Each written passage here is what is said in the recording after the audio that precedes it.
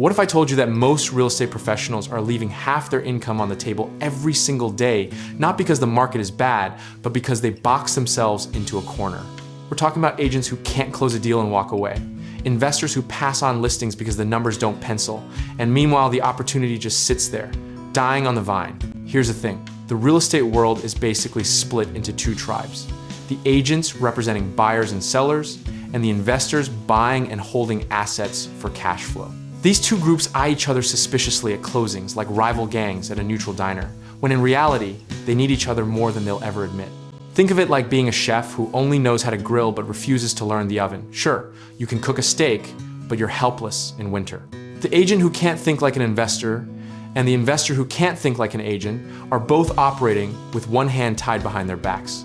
Now here's where it gets interesting. When a listing sits on the market stale as last Tuesday's bread, most agents call it a dead deal and move on. But a dual-skilled professional looks at that same overpriced property and sees a subject-to structure, owner financing, or a creative acquisition just waiting to be unwrapped.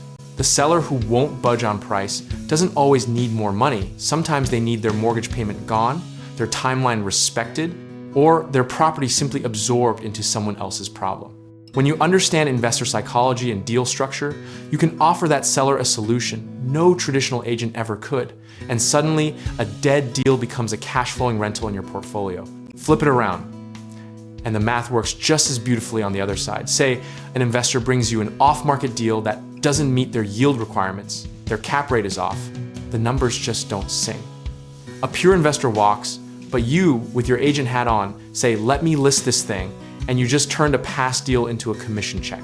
This is what we call deal flow multiplication.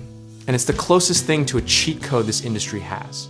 You're not working harder, you're working the full board instead of half of it. History backs this up through every cycle, from the savings and loan crisis of the 1980s, to the 2008 meltdown, to the rate shock of 2023. The professionals who survived and thrived were the ones who could pivot their role mid-play.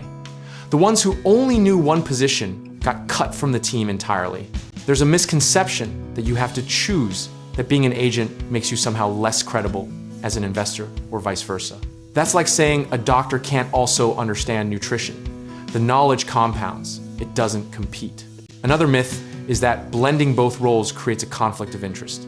But transparency and proper disclosure eliminate that concern. Entirely disclose your role, explain your position, and most sophisticated parties respect the clarity.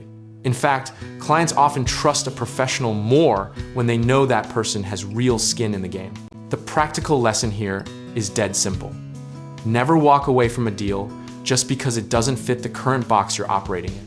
Every dead deal is just a deal in disguise, waiting for someone creative enough to change the frame around it. Build your toolkit deliberately. Get your license if you don't have one. Study seller financing, learn subject to, understand cap rates and gross rent multipliers, and practice switching between perspectives, like flipping a mental toggle switch. The market does not care about your specialization. It rewards versatility with volume. Discipline matters more than genius here.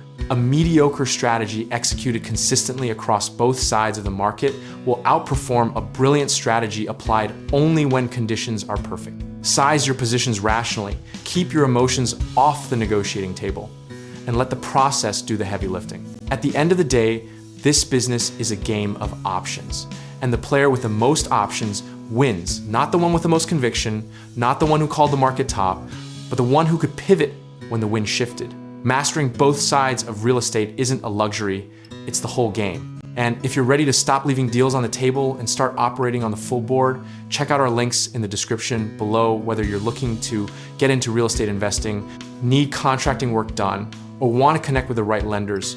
We can help you get started.